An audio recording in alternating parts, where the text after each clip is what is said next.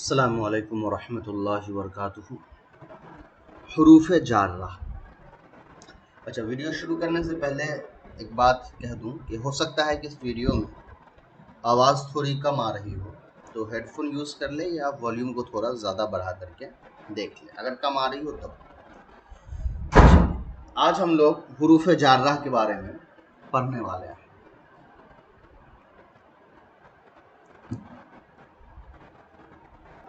چلیے، حروف جارہ کیا ہے پہلے بھی بات آ چکی ہے۔ حروف جارہ عربی میں 17 ایسے حروف ہیں جو اسم کو زیر دینے کا کام کرتے ہیں۔ اس کو اسم کی علامت کے طور پر بھی استعمال کیا جاتا ہے، اس لیے کہ جہاں بھی حرف جر ہوتا ہے تو اس کے بعد والا لفظ جو ہوتا ہے وہ 100% اسم ہوتا ہے، اور حرف جر صرف اسم کے ساتھ آتا ہے، فعل یا حرف کے ساتھ نہیں آتا ہے، اور اسم کے پہلے آتا ہے تو اس اسم کو زیر دے دیتا ہے، یعنی اس کو حالت جری میں ڈال دیتا ہے۔ اب چلیے پڑھ لیتے ہیں اور ایک ایک کر کے حرف جر کی باتوں کو سمجھتے ہیں۔ ذهب راشد الی المسجد، راشد مسجد کی طرف گیا۔ ملاحظہ دیکھیے، مثال بالا میں پہلے فعل ہے، پھر اسم ہے، اسم مرفوع راشد فاعل ہے جس نے جانے کا کام کیا، اس کے بعد الی ایک ایسا حرف ہے جس نے دو کام کیے، ایک تو ذہبہ کا اپنے ما بعد المسجد سے تعلق قائم کیا، دوسرا اپنے ما بعد اسم کو زیر دیا، پس یہی دو کام کرنے والے حرف کو حروف جارہ کہتے ہیں۔ یہاں انہوں نے حروف جارہ کی تعریف تھوڑی سی الگ طور سے کریٹ کی ہے، تو اس تعریف کو سمجھنے کا سب سے آسان طریقہ یہ سمجھ لیجئے کہ حرف جر جو ہوتا ہے وہ ایک تعلق پیدا کرتا ہے فعل کا، فاعل کا، مفعول کے ساتھ یا دوسرے متعلقات کے ساتھ۔ مثال کے طور پہ اسی مثال کو اگر ہم لیں کہ ذہب راشد الی المسجد، کی مسجد کی طرف راشد گیا یا راشد مسجد کی طرف گیا، تو یہاں کیا ہو رہا ہے کہ الی نے مسجد سے راشد کو جوڑا ہے کہ جانے کدھر گیا ہے راشد؟ مسجد کی طرف گیا ہے۔ تو یہ اگر کمپلیکیٹڈ لگ رہا ہے، مشکل لگ رہا ہے اس تعریفات کو یاد کرنے میں، تو حرف جر کی جو تعریف میں نے شروع میں کی ہے اس کو آپ یاد رکھیے۔ حروف جارہ مندرجہ ذیل ہیں: با، من، ان، الی، حتی، فی، لی، واو، تا، کاف، علی، رب، مز، منذ، خلا، حاشا، عدا، یہ سارے۔ اب دیکھیے، حروف جارہ وہ حروف ہے جو اسم پر داخل ہو کر اس کو زر دیتے ہیں اور اس کو اسم کو مجرور کہتے ہیں۔ فائدہ: یہ حروف ہمیشہ کسی فعل یا شبہ فعل کا اپنے ما بعد سے تعلق قائم کر دیتے ہیں۔ فعل تو سمجھ میں آپ کو آ گیا ہوگا، شبہ فعل ابھی آپ کو سمجھ میں نہیں آیا ہوگا۔ شبہ فعل آپ کو سمجھ میں آئے گا جب میں صرف پڑھاؤں گا وہاں۔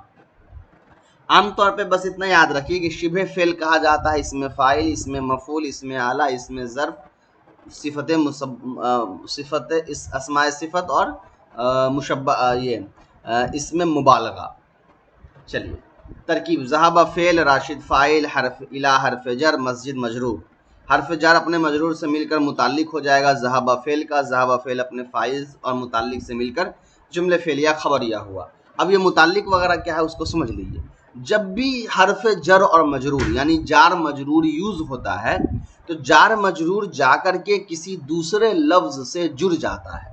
مان لیا جائے کہ اگر جار مجرور مبتدا خبر کے بعد واقع ہوا ہے تو جار مجرور مل کر کے خبر سے مل جائے گا۔ اگر جار مجرور فعل فاعل کے بعد واقع ہوا ہے تو جار مجرور مل کر کے فعل کے ساتھ جا کے متعلق ہو جاتا ہے۔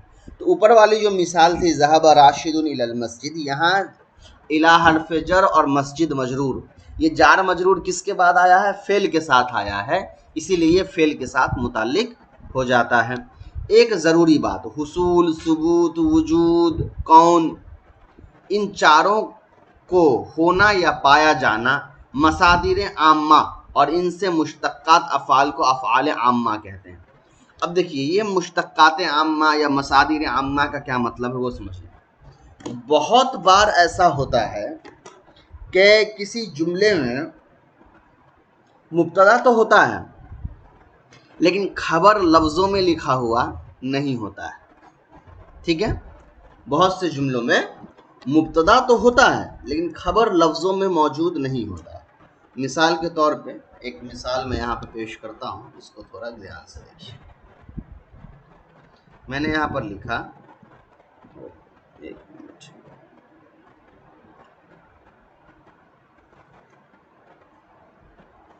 دیکھیے میں نے یہاں پر لکھا زید فی الدار، زید گھر میں ہے۔ جب میں نے یہاں پر لکھا کہ زید گھر میں ہے تو آپ دیکھیے زیدن تو مبتدا ہے اور فی الدار یہ خبر ہے، مگر آپ دیکھیں گے کہ خبر والے انداز تو نہیں ہے، خبر نکیرہ ہوتا ہے، یہاں تو خبر ہے ہی نہیں، تو یہاں کیا ہوا، جار مجرور ہے، خبر نہیں۔ تو ہم کیا کرتے ہیں، ہم یہ مان لیتے ہیں کہ یہاں پر خبر چھپا ہوا ہے، یہاں پر خبر چھپا ہوا ہے، اور یہ جار مجرور فی حرف جر اور الدار مجرور یہ دونوں مل کر کے اس چھپے ہوئے خبر کے ساتھ جا کر کے جڑ گئے ہیں، جو ابھی میں نے آپ کو بتایا تھا کہ اگر فعل فاعل کے ساتھ آتا ہے تو جار مجرور فعل کے ساتھ متعلق ہوتا ہے، اور مبتدا خبر کے بعد آتا ہے تو جار مجرور خبر کے ساتھ جڑ جاتا ہے۔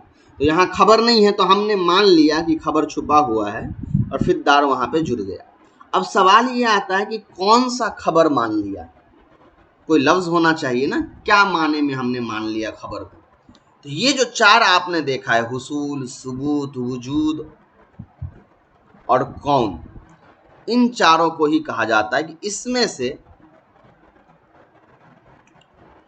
میں سے کوئی ایک کو ہم مان لیتے ہیں۔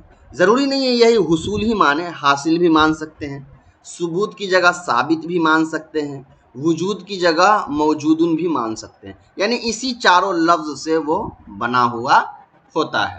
تو ہم یہ مان سکتے ہیں کہ زیدن کے بعد موجودن کا ایک لفظ خبر جو ہے وہ چھپا ہوا ہے۔ تو جملہ ہے ایسے، زیدن موجودن فی الدار، تو زید مبتدا، موجودن خبر ہے، اور فی دار جار مجرور خبر سے متعلق ہو گیا۔ اب ایک سوال پیدا ہوتا ہے کہ یہ کیسے ڈیسائیڈ ہوگا کہ ہم کون سا خبر مانیں؟ تو وہ آپ کو ڈیسائیڈ کرنے کی ضرورت نہیں ہے، وہ دھیرے دھیرے جب آپ عربی سیکھیں گے تو آپ کو اپنے ترجمہ سے سمجھ میں آ جائے گا کہ یہاں پر ہم کو کیا جوڑنا چاہیے۔ جیسے آپ دیکھیے زید گھر میں ہے، تو زید گھر میں ہے کا کیا مطلب ہوتا ہے، زید گھر میں موجود ہے، تو اس سے ہم نے موجودن وہاں پہ چھپا کے ڈال دیا، ٹھیک ہے؟ تو وہ ہم کو خود اندازہ لگا کر کے تھوڑا بہت کرنا پڑتا ہے۔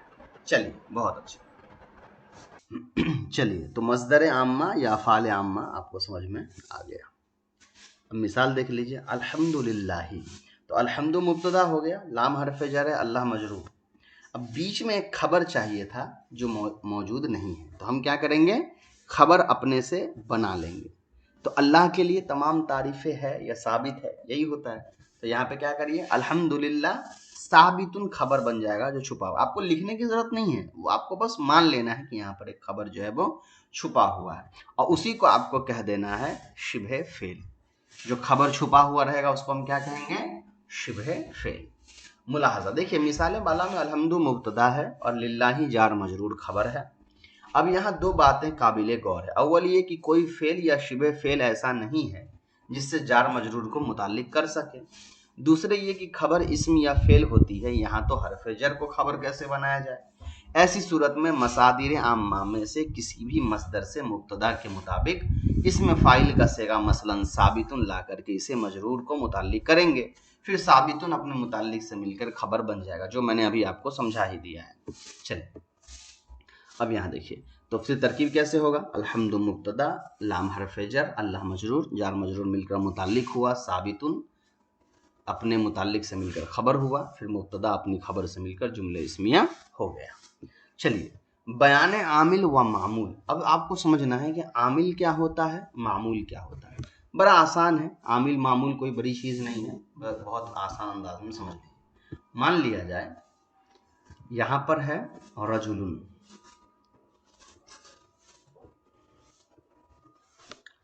ایک منٹ،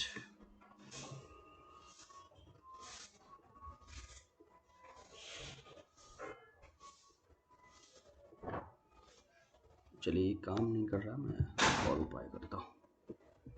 چلیے دیکھیے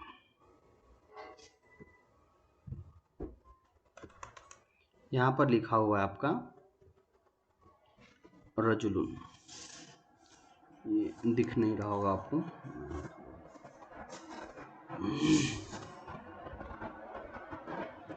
ये लिखा हुआ है हमारा रजुलुन। अभी रजुलुन पे कौन सा इराब है? और रजुलुन पे पेश है। मैंने रजुलुन पे अला हरफ जर लगा दिया। अब रजुलुन पर जब मैंने अला हरफ जर लगाया तो अब रजुलुन का इराब बदल करके हो गया ज़ेर। तो रजुलुन का इराब किसने बदला है? अला हरफ जर ने। तो हम ये कहेंगे कि अला जो है ये आमिल है, यानी ये इराब बदलने वाला है, अमल करने वाला है। और रजुलुन ये मामूल है। क्यों मामूल है?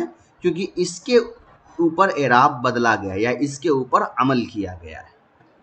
तो आमिल जो है वो फाइल जैसा हो गया और मामूल जो है वो मफूल जैसा हो गया। आमिल करने वाला, मामूल जिस पर हुआ है। तो ये इराब के साथ खास है, जिसका इराब बदलेगा वो मामूल और जो इराब बदलेगा वो आमिल कहलाएगा। चलिए जैसे देखिए, नसरा कमालुन जमालन, खालिदुन नजीफुन यजलिसु साजिदुन। नसरा कमालुन जमालन, कमाल ने जमाल की मदद की। खालिदुन नजीफुन, खालिद साफ सुथरा है। यजलिसु साजिदुन, साजिद बैठता है। इन तीनों मिसाल में आप देखेंगे कि पहली मिसाल में चूंकि नसरा की निस्बत की वजह से कमाल में फ़ाइल होने के माने और जमाल में मफूल होने के माने पैदा हुए हैं, इसलिए कहा जाएगा कि नसरा ही की वजह से कमाल पर पेश और जमाल पर ज़बर आया है। और इसी वजह से लफ्ज़ जिसकी वजह से दूसरे लफ्ज़ पे कोई हरकत आए उसे आमिल कहते हैं। मैंने समझा ही दिया, पढ़ने की ज़रूरत नहीं है, सिंपली आसान अंदाज में यहाँ समझ लिया। रीडिंग आप दे लीजिएगा, कॉन्सेप्ट आप समझ लीजिए। कमाल पर पेश किसकी वजह से है? फ़ाइल होने की वजह से। और फ़ाइल क्यों आता है? फ़ेल की वजह से। तो हम ये कह सकते हैं कि यहाँ पर कमाल जो है ये मामूल है और नसरा जो फ़ेल है ये आमिल है।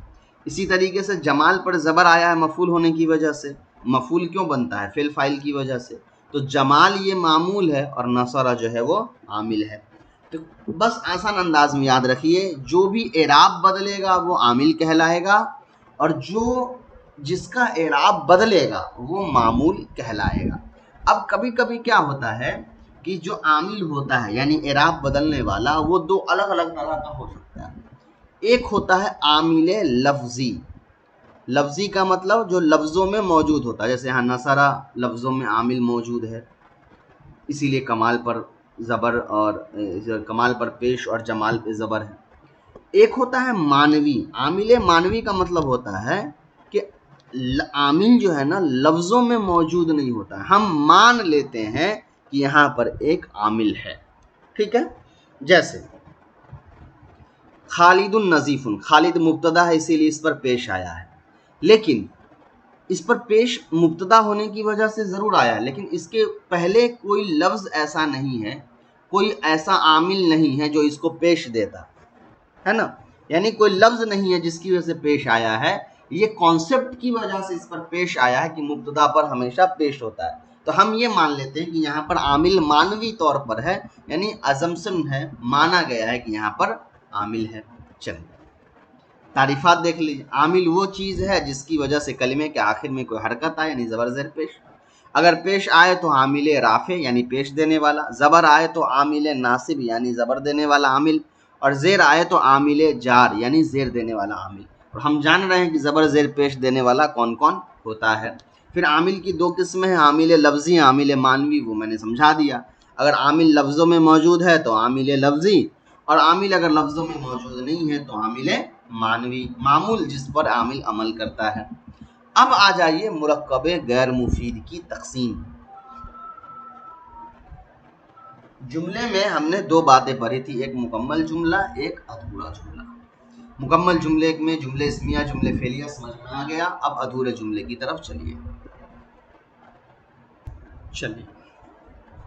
मुरक्कब गैर मुफीद यानी अधूरा जुमला कितने किस्म का है?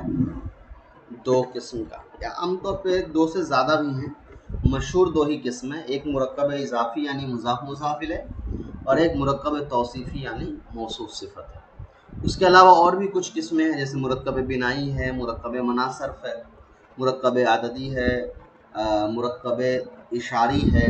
वो सारी चीज़ें इंशाअल्लाह हम आगे चल के पढ़ेंगे। सबसे पहले समझते हैं मुरक्कब इजाफ़ी।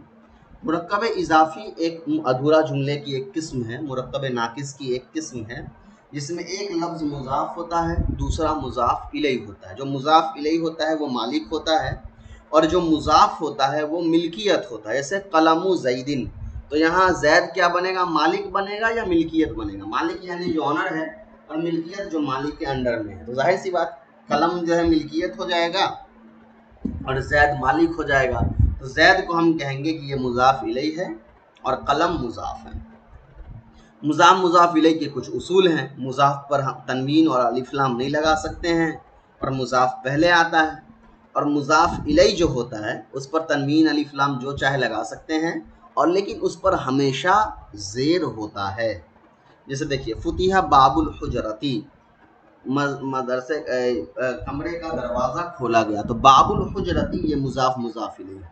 اچھا ایک چیز آپ کو سمجھ لینا ہے کہ جتنے بھی ادھورے جملے ہوتے ہیں وہ کبھی نہ کبھی مکمل جملے کا حصہ بن جاتے ہیں۔ جیسے یہاں فتح باب الحجرتی، تو یہ جملہ تو اصل میں جملہ فعلیہ ہے چونکہ فتح فعل ہے، اور باب الحجرتی یہ مضاف الیہ مل کر کے نائب فاعل بن گیا۔ یہاں کیا ہوا؟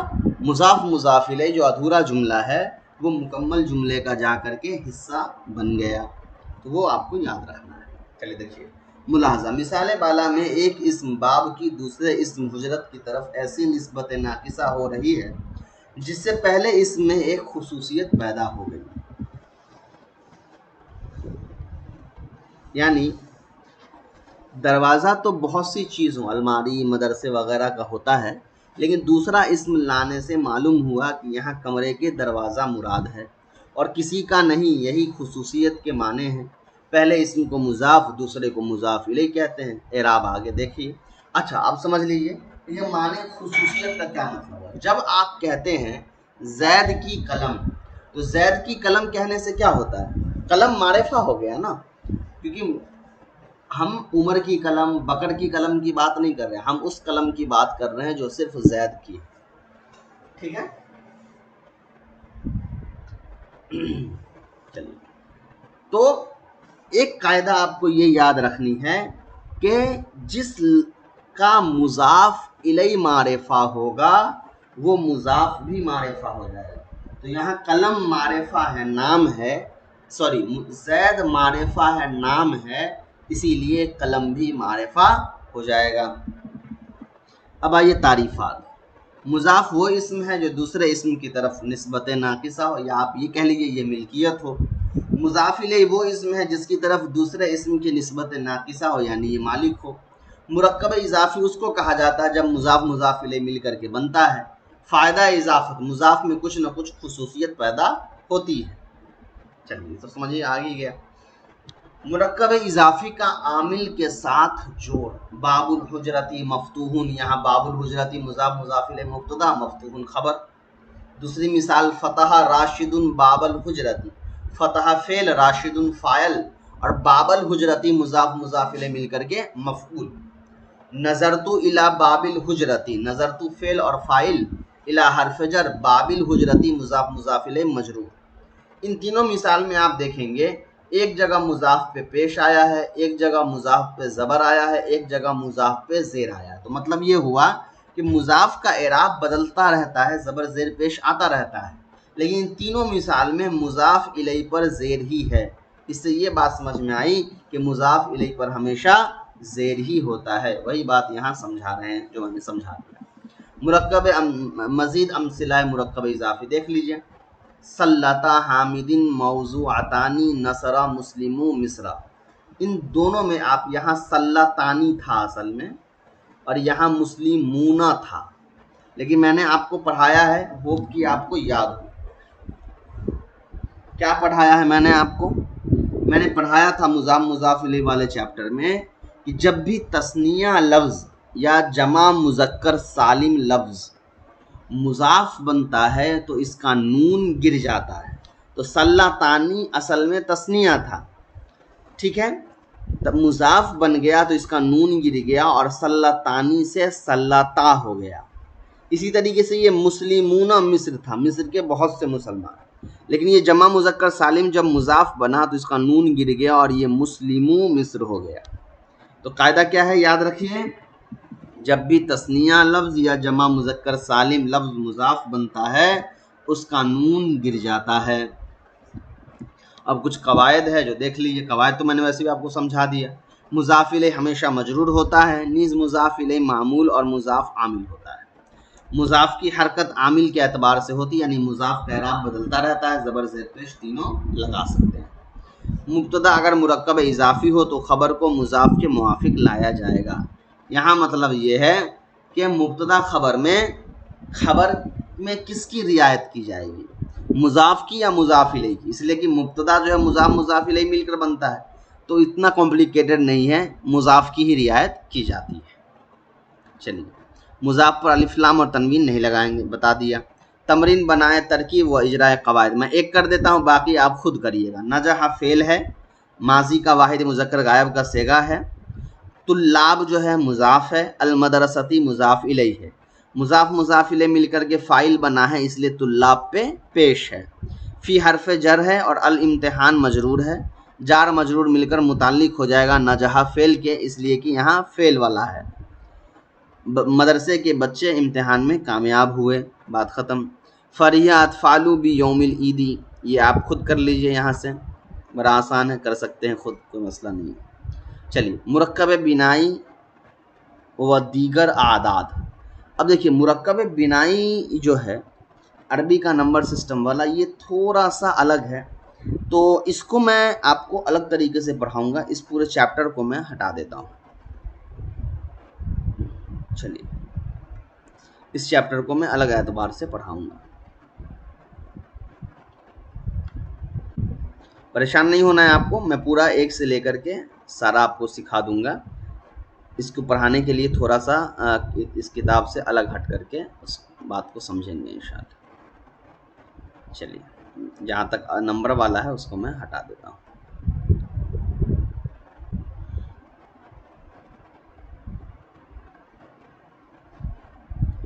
یا میں نے نمبر والا آلریڈی پڑھا رکھا ہے کتاب، تو آپ یہ کر لیجئے اگر ممکن ہو آپ کے لیے، ویسے میں پڑھا بھی دوں گا بعد میں اگر آپ نہیں سمجھے رہیں گے تو، لیکن نمبر کو بہت اچھے سمجھنے کے لیے عربک نمبر سسٹم کے نام سے جو ہے وہ ویڈیو آلریڈی ہے، تو وہ آپ مجھ سے مانگ لیجئے گا، میں دے دوں گا انشاءاللہ، یا آپ ڈھونڈ سکتے ہو میرے چینل پہ تو ڈھونڈ لیجئے گا۔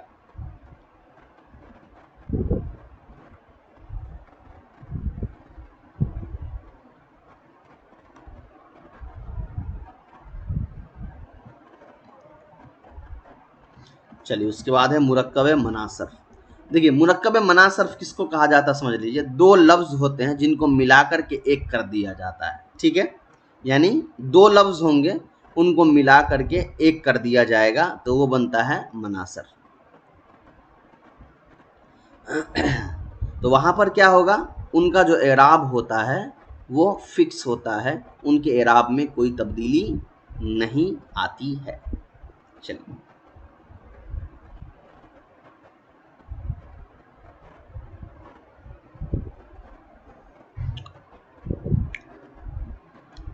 پہلے اسم پر زبر لازم ہے، یعنی دو اسم کو جو ملا کے پڑھتے ہیں تو اس میں رول یہ ہے کہ پہلے اسم پر ہمیشہ زبر رہے گا، دوسرے اسم پر بحالت رفع پیش اور حالت نصب زر آتا ہے۔ چلیے، یعنی دوسرے اسم کا اعراب غیر منصرف جیسا ہوتا ہے، حالت رفعی میں رفع کے ساتھ، حالت نصبی اور جری میں جبر کے ساتھ۔ چلیے، یہ اتنا مشکل نہیں ہے، بس آپ سے کوئی پوچھے مرکب مناصرف کیا ہوتا ہے تو آپ کہہ دیجئے دو لفظوں کو آپس میں جوڑ کر کے ایک لفظ بنایا جاتا ہے تو وہ ہوتا ہے مرکب مناصرف، جیسے بال، بکان، یہ سارے۔ چلیے، اس کے بعد ہے بیان علامت۔ علامت اسم وغیرہ میں نے آپ کو پہلے بھی پڑھا رکھا ہے، تو اس کو بھی میں تھوڑا سا اسپیڈ میں چلوں گا، سب کچھ سمجھا چکا ہوں۔ علامت کیا ہے؟ علامت وہ چیز ہے جو کوئی دوسری چیز پہچانی جائے، جیسے دھواں آگ کے لیے علامت ہے۔ علامت اسم، کسی کلمے کے شروع میں الف لام ہو تو وہ اسم ہے، کسی کلمے کے شروع میں حرف جر ہو تو وہ اسم ہے، کسی کلمے کے آخر میں تنوین ہو تو وہ اسم ہے، کوئی کلمہ مسند الیہ ہو تو وہ اسم ہے، کوئی کلمہ مضاف ہو تو اسم ہے، کوئی کلمہ مصغر ہو تو وہ اسم ہے۔ مصغر میں نے ساتھ سمجھایا ہے آپ کو، اور اگر نہیں سمجھا تو کوئی بات نہیں، آگے آ جائے گا اسی کتاب میں۔ مصغر اسم تصغیر ہو، کسی کلمے کے آخر میں یا نسبتی والا ہو، یہ بھی سمجھا دوں گا یا نسبتی کیا ہے۔ کوئی کلمہ تثنیہ ہو جیسے رجلانی، کوئی کلمہ جمع ہو جیسے حجرات، موصوف ہو کسی کلمے کے آخر میں تائے تانیث وغیرہ ہو، تو یہ سارے کے سارے اسم کی علامت ہے، اور یہ سب آپ الگ الگ طریقے سے پڑھ چکے ہیں۔ فعل کی علامت کیا ہے؟ شروع میں قد ہو یا سین ہو یا سوفا ہو، لم ہو، لن ہو، یا تائے سکون ہو یا تا پر پیش وغیرہ ہو، شروع میں امر کا صیغہ ہو یا شروع میں لا وغیرہ لگا ہو، یہ عام طور پر فعل ہے، حرف کی کوئی بھی علامت موجود نہیں ہے۔ اب آئیے معرب اور مبنی کہ معرب اور مبنی کیا ہوتا ہے۔ معرب وہ لفظ ہے جس کا اعراب بدلتا رہتا ہے، اور مبنی وہ لفظ ہے جس کا اعراب نہیں بدلتا ہے۔ یہ بھی میں نے پڑھایا ہوا ہے۔ میں بار بار جو کہہ رہا ہوں کہ یہ میں نے پڑھایا ہوا ہے، وہ صرف اس لیے کہ تاکہ آپ کو یاد دہانی رہے کہ اس ویڈیو کو دیکھنے سے پہلے جتنی ویڈیوز ابھی تک آپ پڑھ چکے ہیں وہ ایک بار دہرا لیجئے، کیونکہ میں نے نحو کا خلاصہ آپ کو پہلے پڑھا دیا ہے، صرف کتاب سے مزید تفصیلات کے لیے پڑھا رہا ہوں۔ تو جو چیزیں پہلے سے سمجھے ہوئے ہیں اس کو میں تھوڑا سا نہیں چھیڑ رہا ہوں، بلکہ اس کو ویسے ہی چھوڑ دے رہا ہوں۔ تو معرب مبنی کیا ہے یہ سب آپ جان رہے ہیں۔ معرب وہ لفظ ہے جس کا اعراب بدلتا رہتا ہے، مبنی وہ ہے جس کا اعراب فکس ہوتا ہے، نہیں بدلتا ہے کسی بھی حالت میں۔ چلیے تعریفات دیکھیں۔ معرب وہ کلمہ ہے جس کے آخری حالت کے بدلنے سے بدلتا رہتا ہے، بیان ہو چکا ہے۔ مبنی وہ کلمہ ہے جس کے آخر تمام حالت میں یکساں رہتے ہیں، یعنی برابر ہوتے ہیں، اس کے اعراب میں کوئی تبدیلی نہیں آتی۔ اعراب کیا ہے؟ زبر زیر پیش کو اعراب کہتے ہیں۔ اب اعراب کی قسم دیکھیے۔ اعراب تین طرح کا ہے، ایک ہے اعراب لفظی، ایک ہے اعراب تقدیری، اور ایک ہے اعراب محلی۔ اعراب لفظی کا مطلب یہ ہے کہ زبر زیر پیش لفظوں میں لکھا ہوا ہے اعراب کو، جیسے کتابون، تو یہاں لفظوں میں با پر پیش لکھا ہوا ہے۔ ایک چیز آپ کو اور یاد رکھنی ہے کہ نحو صرف کے اندر جب ہم اعراب کی بات کرتے ہیں تو صرف پیش کی بات آخری لفظ کی بات، ہر لفظ کے آخری جو حرف ہے اس کی بات ہوتی ہے، جیسے کتابن، تو یہاں با جو ہے اس کی بات ہوگی۔ تو اعراب کے بارے میں ہم نے پڑھا کہ اعراب لفظی اس اعراب کو کہتے ہیں جس کا اعراب لفظوں میں موجود ہوتا ہے۔ اعراب تقدیری کہا جاتا ہے اس اعراب کو کہ جو لفظوں میں موجود نہیں ہوتا ہے، ہم مانتے ہیں کہ یہاں پر یہ اعراب ہونا چاہیے۔ اور اعراب محلی کا مطلب یہ ہوتا ہے کہ وہاں اعراب لکھا ہوا نہیں ہوتا ہے، وہ لفظ ایسی جگہ پر ہوتا ہے کہ جہاں پر اس پر زبر زیر یا پیش لگنا چاہیے، تو ہم کہتے ہیں یہ اعراب محلی یعنی اعراب کی جگہ پر ہے۔ دیکھیے اعراب لفظی، ایسا اعراب جس کو زبان سے بولا جا رہا ہو۔ اعراب تقدیری، ایسا اعراب جس کو زبان سے تو نہیں بولا جا رہا ہو مگر چھپ کر آ رہا ہو۔ اعراب محلی، یہ اس میں مبنی پر آتا ہے، یعنی اس میں مبنی ایسے محل میں ہے کہ اگر اس پر کوئی اس کے بجائے کوئی اس میں معرب ہوتا تو اس پر لفظاً یا تقدیراً اعراب آ جاتا۔ میں نے سمپل سمجھا دیا، اس میں کتاب کی تعریف اگر سمجھ میں نہ بھی آئے تو کوئی بات نہیں ہے، ایسے یاد رکھیے۔ اس اعراب لفظی کہا جاتا ہے جب اعراب لفظوں میں موجود ہو، تقدیری کا مطلب ہو جب اعراب لفظوں میں موجود نہ ہو، اور محلی کا مطلب یہ ہوتا ہے کہ پورا اعراب جو ہے کسی جگہ پر آ گیا ہو جہاں پر زبر زیر یا پیش آنا چاہیے۔ چلیے بیان افعال مبنیہ۔ اب افعال مبنیہ کا مطلب یہ ہے کہ فعل کے اندر کتنے مبنی ہیں۔ تو فعل کے اندر ماضی کے جتنے بھی صیغے ہیں وہ سارے مبنی ہیں، امر حاضر معروف کے جتنے صیغے ہیں وہ سب مبنی ہیں، فعل مضارع کے دو صیغے جمع مذکر حاضر اور جمع مؤنث غائب اور جمع مؤنث حاضر، یہ دونوں مبنی ہیں۔ تو یہ آپ کو یاد رکھنا ہے۔ فعل کے اندر کتنے مبنی ہیں، کن کا اعراب کبھی نہیں بدل پاتا ہے؟ فعل ماضی کا اعراب نہیں بدلتا ہے، امر حاضر معروف کا اعراب نہیں بدلتا ہے، اور جمع جمع مؤنث غائب اور جمع مؤنث حاضر فعل مضارع میں، ان کا بھی اعراب کبھی نہیں بدلتا ہے۔ چلیے فعل ماضی کیا ہے میں نے آپ کو سمجھایا ہوا ہے، نصرہ سے لے کر نصرنا تک یہ فعل ماضی ہیں، ان سب کا اعراب فکس ہے، آپ کبھی اس پہ اعراب نہیں بدل سکتے ہیں۔ امر حاضر معروف، یہ آپ صرف میں پڑھیں گے، امر کا پورا ایک صیغہ ہے، فعل ہے۔ فعل مضارع یہ بھی آپ صرف میں پڑھیں گے، اس کو یہاں پر بیان کرنے کی ضرورت نہیں ہے۔ اب آئیے مبنی الاصل۔ مبنی الاصل کیا ہوتا ہے؟ دیکھیں مبنی الاصل کچھ نہیں، جو ابھی آپ پڑھ کے گئے ہیں اسی کو مبنی الاصل کہا جاتا ہے۔ مبنی الاصل کا مطلب ہوتا ہے ایسا لفظ جس کا واقعی میں کبھی کسی حالت میں اعراب نہیں بدل سکتا، جیسے فعل ماضی، اس کا اعراب کبھی نہیں بدلے گا، امر حاضر معروف، اس کا اعراب کبھی نہیں بدلے گا۔ اسی طرح حرف، جتنے بھی حرف ہیں، چاہے وہ حرف جر ہو، حروف مشبہ بالفعل ہو، ان سب کا بھی اعراب جو ہوتا ہے وہ فکس ہوتا ہے، کبھی نہیں بدلتا ہے۔ اب آتا ہے اسم متمکن۔ اسم متمکن کیا ہوتا ہے؟ تو اسم متمکن معرب کا ہی دوسرا نام آپ یہ مان لیجئے، ٹھیک ہے؟ اسم متمکن کس کو کہتے ہیں؟ معرب کو ہی کہتے ہیں، جس کا اعراب بدلتا رہتا ہے وہ اسم متمکن ہے یا پھر معرب ہے، دونوں طرح سے صحیح ہے۔ اس کے بعد ہے اسم غیر متمکن۔ تو اسم غیر متمکن کو آپ مبنی کہہ دیجئے، جس کا اعراب نہیں بدلتا رہتا ہے۔ اب اسم غیر متمکن یعنی جو مبنی ہے، اس کی چند قسمیں ہیں، عام طور پہ 8 لکھا گیا ہے۔ اس میں سے پہلا ہے ضمیر۔ ضمیر کیا ہے یہ بھی میں نے آپ کو سمجھایا ہوا ہے، ہوا، ہما، ہم، ہیا، ہما، ہننا، انا، نحنو، انت، انتما، انتم، انتی، انتما، انتنا، یہ سارے کے سارے ضمیر ہیں، ان سب کا اپنا ایک استعمال ہے۔ یہ ساری چیزیں آپ سمجھ چکے ہیں، دوبارہ اس کو بیان کرنے کی ضرورت نہیں۔ ضمیر کی کچھ قسمیں ہیں، وہ بھی آپ کو میں نے پڑھا دیا ہے۔ آپ کو اگر دیکھنا ہو ضمیر کے بارے میں مزید تفصیلات معلوم کرنی ہو تو اس کا ایک الگ ویڈیو ہے، اس میں آپ جا کر کے دیکھ لیں گے۔ تو جو چیزیں پڑھائی ہوئی ہے اس کو میں تھوڑا سا اسکپ کر رہا ہوں، اس کو دوبارہ نہیں پڑھا رہا ہوں، تاکہ یہ کتاب جلدی مکمل ہو سکے، اس لیے کہ اس کتاب میں ٹوٹل 154 صفحے ہیں اور ابھی ہم لوگ صرف 43 صفحے پہ ہیں۔ چلیے،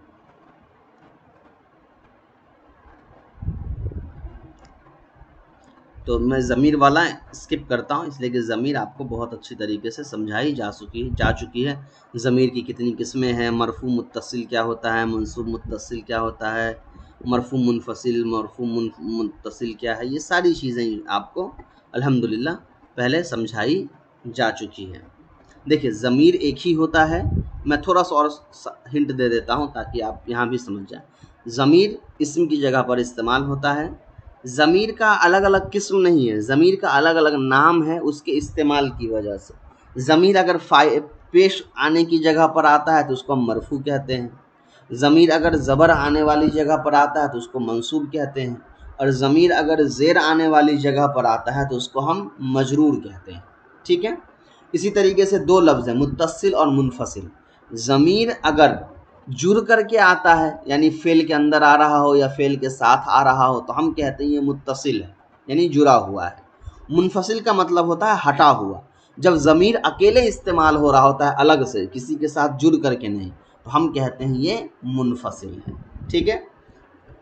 چلیے، ضمیر کے بارے میں نہیں پڑھا رہا ہوں اس لیے کہ آلریڈی اچھی طریقے سے اس کو ایکسپلین کیا جا چکا ہے، تو وہ ویڈیو آپ ضرور دیکھ لیجئے تاکہ ضمیر کے متعلق آپ کا جو کانسیپٹ ہے وہ کلیئر ہو جائے۔ تو میں ضمیر والا پورا اسکپ کر رہا ہوں۔ دو چیزیں اسکپ میں نے کی ہے، ایک آپ کا نمبر والا اور ایک آپ کا ضمیر والا، یہ دونوں آلریڈی ویڈیو بنی ہوئی ہے، وہاں سے جا کر کے آپ دیکھ لیں گے۔ چلیے، اب آجیے اسم اشارہ۔ اسماء اشارہ بھی میں نے پڑھایا ہے۔ اسم اشارہ ایسا اسم جو اشارہ کرنے کے لیے استعمال ہوتا ہے، جس کی طرف اشارہ کریں گے وہ کہلائے گا مشار الیہ، اور جس لفظ سے اشارہ کریں گے وہ کہلائے گا اسم اشارہ۔ جیسے میں نے کہا یہ کتاب، تو کتاب کہلائے گا مشار الیہ کیونکہ میں نے کتاب کی طرف اشارہ کیا، اور یہ جو لفظ میں نے کہا یہ کہلائے گا اسم اشارہ۔ اب مشار الیہ دو طرح کا ہوتا ہے، ایک اگر کوئی چیز نزدیک ہے تو اس کو ہم کہیں گے قریب، اور اگر وہ کوئی چیز بہت دور ہے تو اس کو ہم کہیں گے بعید، ٹھیک ہے؟ چلیے،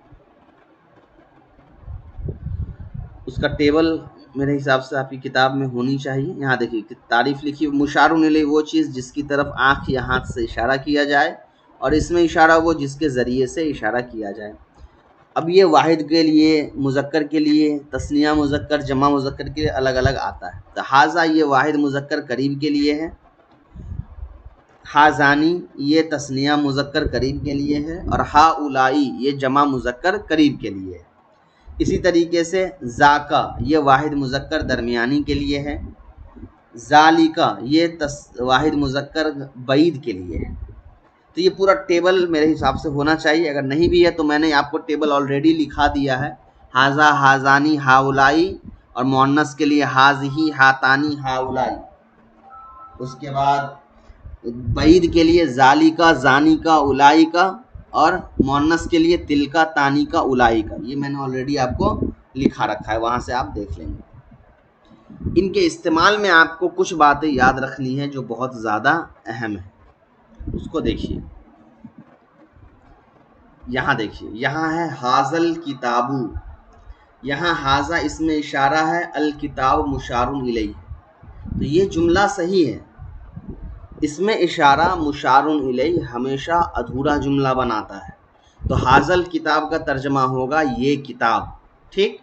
لیکن وہی اگر میں یہاں پہ لکھ دوں حاضہ کتابن، اب یہ حاضہ اس میں اشارہ نہیں ہے، یہ حاضہ بن گیا مبتدا اور کتاب بن گیا خبر، اس کا ترجمہ ہوگا یہ ایک کتاب ہے۔ تو یہ ترجمہ آپ کو سمجھ میں آنا چاہیے کہ مشار الیہ ہمیشہ معرفہ ہوتا ہے، اور حاضہ کتابن اور حاضہ الکتاب ان دونوں میں کیا فرق ہے۔ اسی طرح یہاں دیکھیے، حاضہ مبتدا ہے، کتاب زید مضاف مضاف الیہ خبر ہے، یہ زید کی کتاب ہے۔ تو یہاں دیکھیے، یہ اس میں اشارہ ضرور ہے لیکن یہاں برائے مبتدا استعمال ہوا ہے، یعنی مبتدا کے طور پر استعمال ہوا ہے۔ اسی طریقے سے یہ جو حاضانی ہے، ٹھیک ہے، تثنیہ والا جو ہے حاضہ حاضانی، یہ اصل میں مبنی نہیں ہوتا ہے، معرب ہوتا ہے۔ معرب کا مطلب یہ ہوا کہ اس کا اعراب بدلتا رہتا ہے۔ حالت رفعی میں اس کو ہم الف نون کے ساتھ لکھتے ہیں، اور حالت نصبی اور جری میں یا نون کے ساتھ لکھتے ہیں، یعنی اس کا اعراب جو ہے پیش کی جگہ پر الف نون اور زبر زیر کی جگہ پر یا نون۔ چلیے،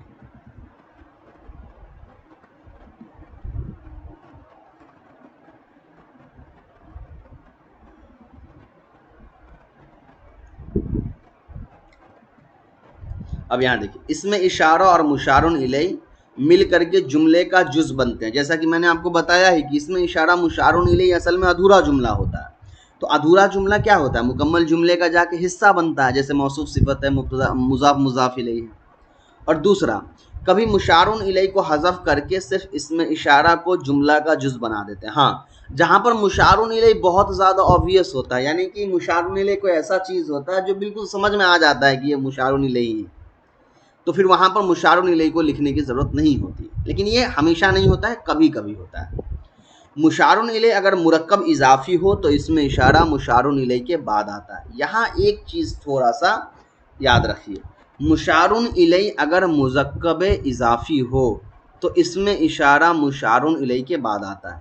اس کو میں ایسے سمجھاتا ہوں، غور سے دیکھیے۔ ایک جملہ میں لکھ رہا ہوں، حاذا کتابکم، یہاں حاضہ ہو گیا مبتدا اور کتابکم ہو گیا خبر، اس کا ترجمہ ہوگا یہ تم سب کی کتاب ہے۔ لیکن اب دوسرا ترجمہ دیکھیے، کتابکم حاضہ، یہاں کیا ہوا؟ یہاں یہ ادھورا جملہ ہو جائے گا، یہاں کیا ترجمہ ہوگا؟ تم سب کی یہ کتاب۔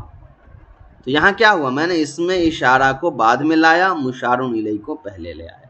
تو یہ فرق آپ کو یاد رکھنا ہے۔ چلیے، اس کے بعد ہے اسماء موصولہ۔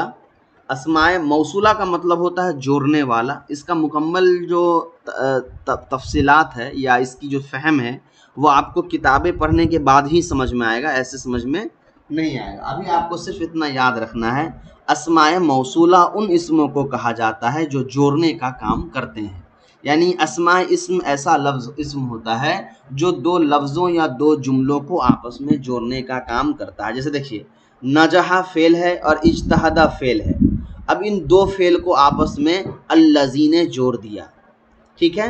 تو اب نجح الذی اجتہد، تو یہاں مطلب یہ ہوا کہ جو نجح کا فاعل ہے وہی اجتہد کا فاعل ہے، تو الذی نے کیا کیا؟ نجح اور اجتہد دونوں کو جوڑ دیا، اسی لیے ہم کہتے ہیں یہ اسماء موصولہ ہے۔ یہ بھی واحد تثنیہ جمع مذکر مؤنث کے لیے الگ الگ آتا ہے۔ چلیے، اس کے بعد ایک آتا ہے صلہ۔ صلہ کہتے ہیں جو اس میں موصول کے بعد ہوتا ہے، یعنی الذی اس میں موصول ہو گیا اور اجتہد، یہ پورا جملہ جو ہے یہ صلہ کہلائے گا۔ تو صلہ کس کو کہتے ہیں؟ جو اس میں موصول کے بعد آتا ہے۔ چلیے، اب اسماء موصولہ یہاں پہ لکھا ہوا ہے، الذی، اللذانی، اللذین، یہ مذکر کے لیے تھا، اور اللتی اللتانی اللاتی یا اللواتی یہ مؤنث کے لیے تھا واحد تثنیہ جمع. اس کے علاوہ ما من این اور ایتن یہ سارے بھی اس میں موصول ہیں. ان کی تفصیل آگے انشاءاللہ ترکیب میں اسم کی اعرابی حالت والے میں آئے گی. اس کے بعد ہے اسماء افعال. اسماء افعال کیا ہوتا ہے؟ نام سے ہی ظاہر ہے ایسا اسم جو فعل کی طرح ہو. اسماء افعال ایسا اسم جو فعل کی طرح ہو، یعنی یہ فعل نہیں ہوتا ہے، اس کا فعل کی طرح گردان یا فعل گردان وغیرہ نہیں ہوتا ہے، مثبت منفی مجہول وغیرہ نہیں ہوتا ہے. یہ اسم ہوتے ہیں لیکن ان کے اندر فعل کے معنی چھپے ہوئے ہوتے ہیں. اور یہ تین طرح کے ہوتے ہیں. کچھ ایسے اسم ہیں جس میں فعل ماضی کے معنی چھپے ہوئے ہوتے ہیں. کچھ ایسے اسم ہیں جس کے اندر فعل امر کے معنی چھپے ہوئے ہوتے ہیں. اور کچھ ایسے اسم ہیں جس کے اندر فعل مضارع کے معنی چھپے ہوئے ہوتے ہیں. جیسے دیکھیے ہیہاتا، یہ ہے تو اسم لیکن یہ فعل ماضی کے معنی دیتا ہے. دونا کا، یہ ہے تو اسم لیکن یہ فعل امر کے معنی دے رہا ہے. اور قط، یہ ہے تو اسم لیکن یہ یکفی کے یعنی فعل مضارع کے معنی دے رہا ہے. تو یہ آپ کو یاد رکھ لینا ہے بس، اور کچھ نہیں کرنا ہے. اس کا نہ کوئی رول ہے کچھ نہیں، بس ہاں یہ چیز آپ کو یاد رکھنی ہے. کیا یاد رکھنی ہے؟ کہ یہ لفظ مبنی ہوتا ہے یعنی ان کا اعراب نہیں بدلتا ہے. تو کوئی آپ سے پوچھے کہ بھائی اسماء افعال کیا ہوتا ہے تو آپ کیا کہیے گا؟ یہ وہ اسم ہوتے ہیں جو فعل کے معنی اپنے اندر رکھتے ہیں یا فعل کی طرح ہوتے ہیں. ایک اسماء افعال جو ہوتا ہے وہ فعل ماضی کے معنی کی طرح ہوتا ہے، ایک امر حاضر کے معنی، اور ایک فعل مضارع کے معنی میں. اب وہ کتنے ہیں یہاں سب آپ کا لسٹ جو ہے وہ دیا ہوا ہے، دیکھ لیجئے. فعل امر جو ہے رویدہ، بلہو، امامک، امین، حیا، یہ سب فعل امر کے معنی میں ہے، حالانکہ یہ سب اسم ہے. چلیے اچھا ایک کوشچن آپ پوچھ لیتا ہوں کہ اگر یہ سب اسماء افعال سے اگر جملہ شروع ہوگا تو وہ جملہ فعلیہ بنے گا یا جملہ اسمیہ بنے گا؟ تو دیکھیے اس کو ہم جملہ اسمیہ ہی مانیں گے. کیوں؟ کیونکہ ہے تو حقیقت میں وہ اسم ہی نا. فعل کے معنی ضرور ہے مگر ہے تو وہ اسم ہی، اس لیے اس کو ہم جملہ اسمیہ مانیں گے. اس کے بعد آپ کا 5واں نمبر ہے اسماء اصوات. اسماء اصوات کیا ہوتا ہے؟ اصوات معنی آواز، اسماء معنی نیم. تو ایسے اسم جو خاص آواز کو نکالنے کے لیے استعمال ہوتے ہوں ان کو ہم کہتے ہیں اسماء اصوات. یہ اسماء اصوات بھی کیا ہوتے ہیں؟ مبنی ہوتے ہیں، ان کا اعراب فکس ہوتا ہے. جیسے اخ اخ، یہ کھانسی کا آواز ہو گیا. بخ بخ، یہ اونٹ کو بیٹھانے کا آواز ہو گیا. اچھا نہیں سوری، بخ بخ یہ درد والا ہو گیا یا خوشی کی ہو گئی. اور نخ نخ جو ہے یہ اونٹ کو بیٹھانے کے لیے ہوتا ہے. گاک گاک یہ کوے وغیرہ کی آواز کے لیے بھی ہوتا ہے. تو کسی بھی قسم کا آواز جو ہوگا وہ مبنی عربی میں استعمال ہوتا ہے. اس کے بعد ہے اسماء ظروف. یہ تھوڑا سا بڑا ہے اور اہم ہے، اس پر دھیان دیجیے. اس کو میں تھوڑا سا باریکی سے کراتا ہوں. سب سے پہلے سمجھیے ظروف کے معنی کیا ہوتا ہے. ظرف کہتے ہیں جگہ یا وقت کو. اسماء ظروف مطلب کیا ہوا؟ ایسا اسم جو جگہ یا وقت کو بتاتا ہو اس کو کہیں گے اسماء ظروف. جیسے میں نے کہا کل، تو یہ کیا ہو گیا؟ وقت کو بتا رہا ہے، کل کے کام کو، تو یہ ہو گیا ظرف. میں نے کہا مسجد میں، تو یہ جگہ کو بتا رہا ہے، تو یہ ہو جائے گا ظرف. تو اب آپ سے کوئی پوچھے کہ اسماء ظروف کیا ہوتا ہے تو آپ کہیے گا ایسا اسم جو جگہ یا وقت کو بتاتا ہو اس کو اسماء ظروف کہتے ہیں. چلیے اب یہاں جو پورا میں نہیں پڑھ رہا ہوں اس میں اسماء ظروف کو ایکسپلین کیا گیا تو میں الگ سے سمجھا دیتا ہوں.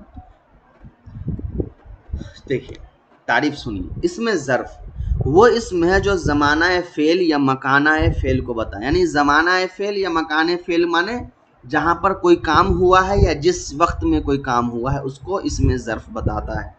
اسم ظرف کو مفعول فی بھی کہتے ہیں. اسم ظرف کا دوسرا نام مفعول فی ہے. مفعول فی کیا ہے وہ آگے آئے گا وہاں سمجھیں گے. یہ ہمیشہ منصوب ہوتے ہیں یعنی اس پر ہمیشہ زبر ہوتا ہے. ظاہر سی بات ہے مفعول ہے تو زبر تو ہونا ہی ہے. اس میں ظرف کی دو قسمیں ہیں. ایک ہوتا ہے ظرف زمان یعنی ایسا اسم جو صرف جگہ کو بتائے وقت کو بتائے، زمانہ مانے. اور ایک ہوتا ہے ظرف مکان یعنی ایسا اسم جو صرف جگہ کو بتائے. دیکھیے ظرف زمان ایسا اسم جو فعل کے زمانہ کو بتائے. ظرف مکان ایسا اسم جو فعل کے جگہ کو بتائے. ایک ہوتا ہے محدود. محدود کا مطلب ہوتا ہے جس کا ایک لمیٹیشن ہے. مان لیے میں نے کہا مسجد میں، تو مسجد کا ایک دائرہ ہوگا نا. اب میں کہوں دنیا میں، تو دنیا کا کوئی دائرہ نہیں ہے. میں کہوں آسمان میں، تو آسمان کا کوئی دائرہ نہیں ہے. تو محدود کا مطلب ہو گیا جس کا ایک دائرہ موجود ہے، اور مبہم کا مطلب ہوتا ہے جس کا کوئی بھی دائرہ موجود نہیں ہوتا ہے. چلیے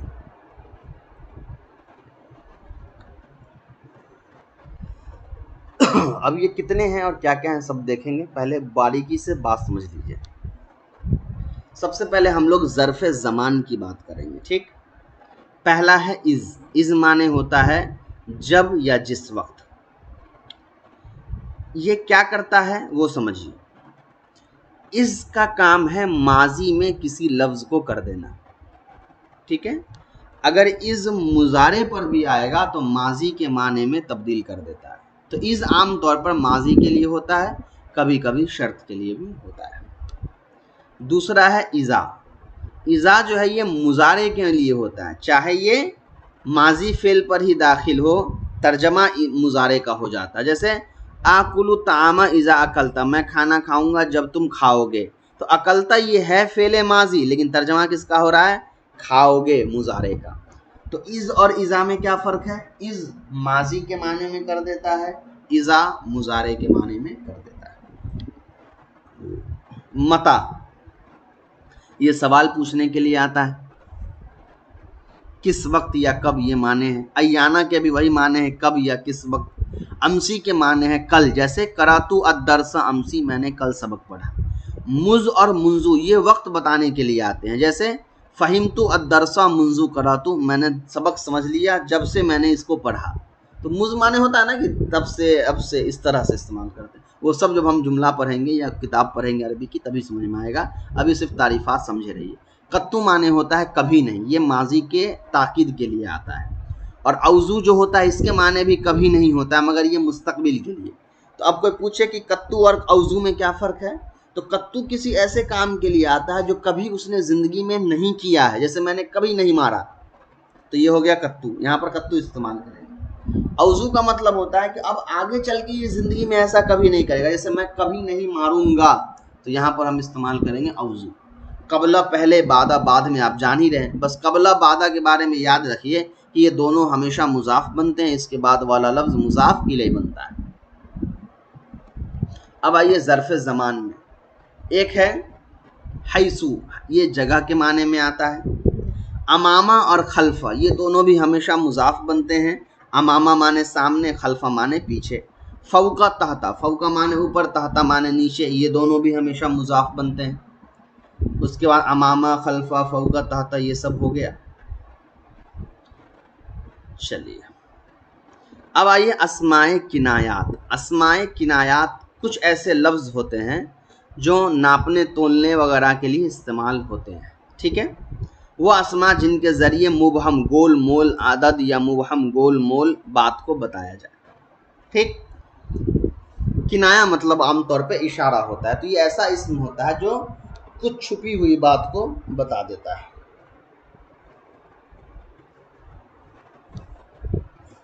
چلے جیسا دیکھیے کم، اس کے بعد کیتا، زیتا، یہ سارے آ گئے. اس کا بھی استعمال ہم آگے سمجھیں گے. پھر ہے مرکب بنائی. مرکب بنائی اس کا مکمل بیان مرکب غیر مفید کی تقسیم میں آ چکا ہے. وہی جو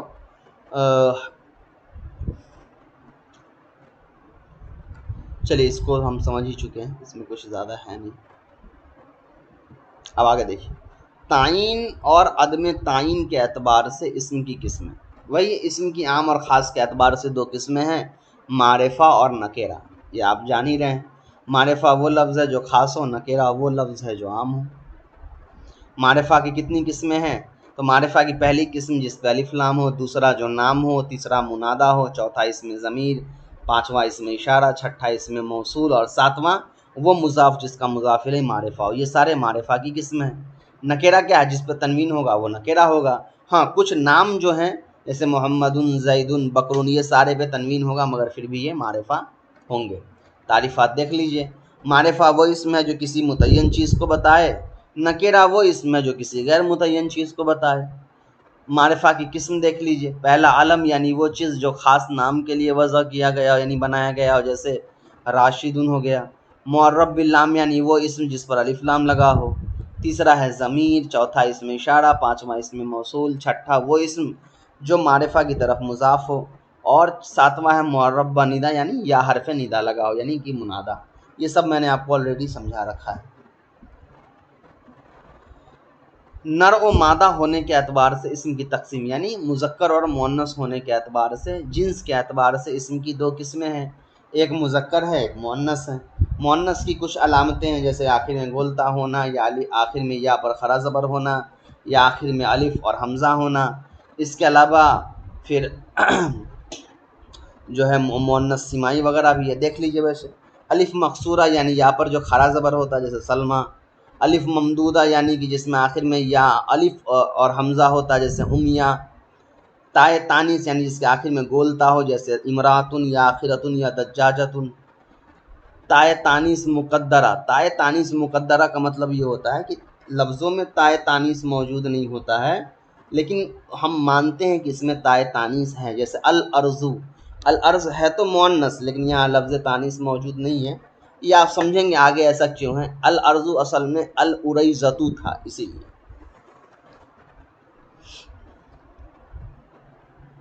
دیکھیے ارزو اصل میں اریزتو تھا، اسی لیے تو وہ آپ کیسے سمجھیں گے، آپ سمجھیں گے نہیں، وہ آگے آئے گا تو سمجھ جائیں گے، اس کو چھوڑ دیجیے۔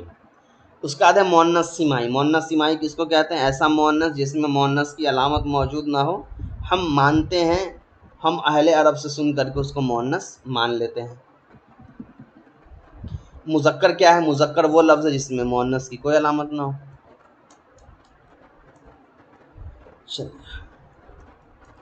ہاں، کچھ ایسے لفظ ہیں جو مذکر کے لیے اگر خاص ہو تو وہ مذکر ہی رہیں گے چاہے مؤنث کی علامت کیوں نہ آ جائے، جیسے علامہ، خلیفہ، خلیفتن، یہاں گولتا ضرور ہے مؤنث کی علامت، مگر خلیفہ چونکہ مرد کے لیے بولا جاتا ہے اس لیے مذکر ہی رہے گا۔ یہ سب آپ کو میں نے سمجھایا ہے۔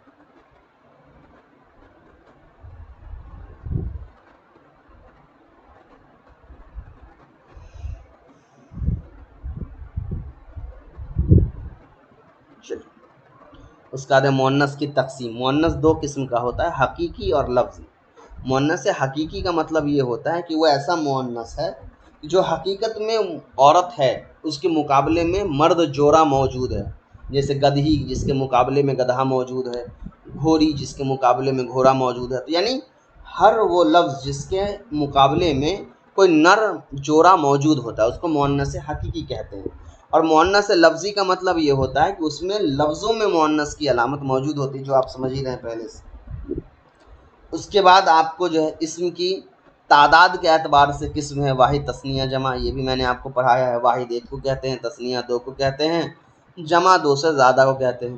واحد بنانے کا کوئی قاعدہ نہیں ہے، تثنیہ بنانے کا قاعدہ ہے۔ جس لفظ کو آپ کو تثنیہ بنانا ہے اس کے آخر میں الف نون یا یا نون لگا دیجئے، وہ تثنیہ بن گیا۔ جمع بنانے کا کوئی قاعدہ نہیں ہے، مگر جمع دو طرح کا ہے، ایک ہے جمع مکسر جس کے بنانے کا کوئی قاعدہ نہیں ہے، اور ایک ہے جمع سالم جس کے بنانے کا قاعدہ ہے۔ پھر جمع سالم بھی دو طرح کا ہے، ایک ہے مذکر سالم جس کے بنانے کے لیے آپ کو لاسٹ میں واو نون یا یا نون لگا دینا ہے، اور ایک ہے جمع مؤنث سالم جس کے آخر میں الف تا لگا دینا ہے۔ یہ سب میں نے پڑھا دیا ہے، اب کتاب سے آپ دیکھ لیجئے۔ مفرد وہ اسم ہے جو ایک کو بتائے، مثنیٰ یا تثنیہ وہ اسم ہے جو دو کو بتائے۔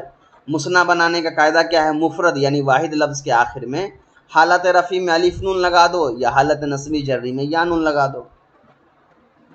جمع وہ اسم ہے جو دو سے زیادہ کو بتائے۔ جمع بنانے کا طریقہ، مفرد کے صیغے میں سے کچھ تغیر کر کے بنانا چاہیے۔ تغیر کی دو قسمیں ہیں، تغیر لفظی، تغیر تقدیری۔ دیکھیے یہ تغیر لفظی، تغیر تقدیری جو ہے نا، اس کو آپ دوسرے انداز میں جو میں نے سمجھایا ویسے یاد رکھیے۔ جمع مکسر بنانے کا کوئی طریقہ نہیں، وہ ہم کو یاد رکھنا پڑتا ہے، تو وہاں لفظی طور پہ بدلاؤ ہوتا رہتا ہے۔ اور جمع سالم جو ہوتا ہے اس کو بنانے کا طریقہ ہے، تو وہاں لفظوں میں ہم کچھ تبدیلی کر دیتے ہیں، تو اتنا دھیان اس پر مت دیجیے، لفظی تغیر لفظی اور تغیر تقدیری پر۔ تعریف سمجھ لیجیے کہیں امتحان میں آ جائے۔ ایسا تغیر جہاں مفرد کے حروف یا حرکات میں کمی یا بیشی کی جائے، اور تغیر تقدیری ایسا تغیر جہاں مفرد کے حروف و حرکات میں کوئی کمی بیشی نہ کی گئی۔ تغیر لفظی کے اعتبار سے جمع کی تقسیم: ایک ہے جمع صحیح، وہ جمع جس میں مفرد کے حروف و حرکات کی ترکیب باقی ہے، وہی جس کو جمع سالم کہا جاتا ہے۔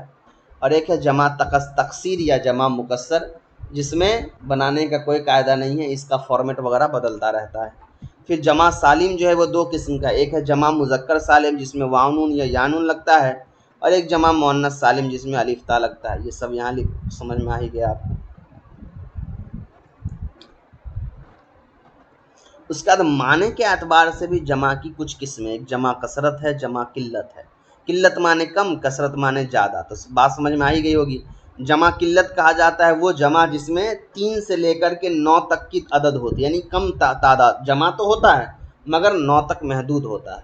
اور جمع کثرت کہا جاتا ہے کہ جہاں 9 سے لے کر کے کہیں بھی جا سکتا ہے۔ اس کے اپنے کچھ وزن ہے، وہ وزن آپ کو یاد کرنے کی ضرورت نہیں ہے، وہ بہت استعمال ہوتا ہے۔ چلیے اس کے بعد ہمارا ہے اعراب کے اعتبار سے اسم متمکن کی تقسیم۔ پہلا ہے آپ کا غیر منصرف،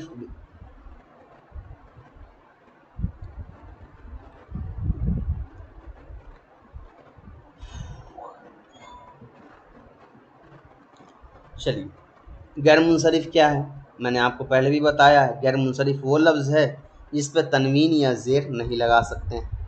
ٹھیک، نحو کی کتابوں میں غیر منصرف کے تعریف تھوڑے الگ لکھے ہوتے ہیں، وہاں یہ تعریف ہے، دیکھیے وہ اسم ہے جس کے اندر 9 اوصاف میں سے 2 اوصاف پائے جا رہے ہوں، یا 9 اوصاف یہ ہیں عدل، وصف، تانیث، معرفہ، عجمہ، جمع، ترکیب، وزن فعل، الف و نون زائدان۔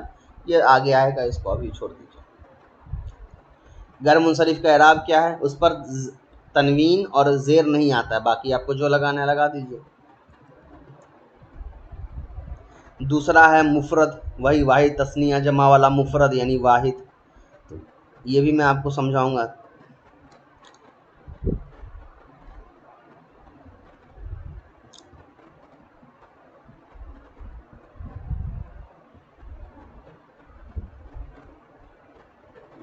چلیے اس کو جو ہے نا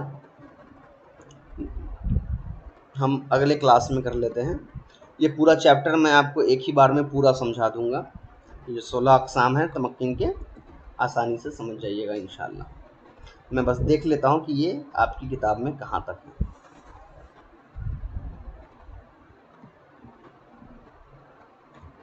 چلیے یہاں تک ہے جملہ انشائیہ کی تقسیم سے۔ تو جملہ انشائیہ تک یعنی کہ یہاں تک میں ایک ہی بار میں انشاءاللہ کل جو ہے وہ نیکسٹ کلاس میں آپ کو پورے جو اسم کی اعرابی حالتیں ہیں اس کو آسان انداز میں سمجھا دوں گا، یا سمجھا ہوا پہلے بھی ویڈیو آپ کا پہلے بھی بنا ہوا ہے، آپ چاہیں تو وہ ویڈیو بھی دیکھ سکتے ہیں۔ خیر کوئی بات نہیں، میں انشاءاللہ 3 چیزیں میں نے اسکپ کی تھی، ایک میں نے آپ کا عدد معدود والا اسکپ کیا تھا، دوسرا میں نے ضمیر والا اسکپ کیا تھا، اور تیسرا اسم کی جو اعرابی حالتیں ہیں یہ اسکپ کیا ہے۔ یہ تینوں کو انشاءاللہ میں الگ سے بنا کر کے آپ کو بتا دوں گا۔ چلیے پہلے کتاب سے کر لیتے ہیں، باقی جو چیزیں میں نے اسکپ کیا اس کو آپ نوٹ رکھیے گا، اس کو میں الگ سے انشاءاللہ لاسٹ میں بتا دوں گا، ویڈیو سارے جب کتاب مکمل ہو جائے گی تب۔ چلیے السلام علیکم۔